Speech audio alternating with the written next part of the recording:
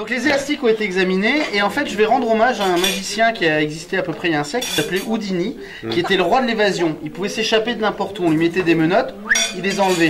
On le saucissonnait sur une chaise avec des mètres et des mètres de cordes, hop, il s'échappait. C'est le premier magicien au monde à s'être échappé d'une camisole de force. C'est lui qui a inventé ce truc-là. Et donc j'ai ici un élastique.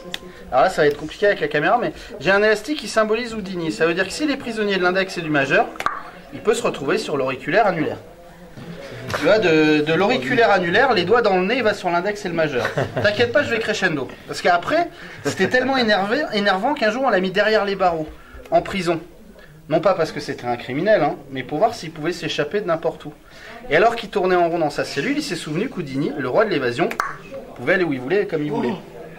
Comme ça devenait franchement énervant, on a imaginé toutes sortes de défis pour l'empêcher de sévir.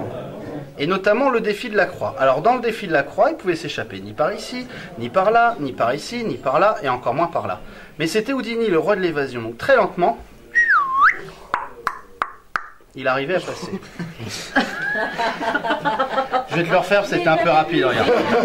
Il pouvait s'échapper ni par ici, ni par là, ni par ici, ni par là, et encore moins par là. Et là en fait, tu vois, il se roule en boule. Tu le vois comme ça? Il disparaît, saute dans les airs et réapparaît un peu plus loin. Excellent.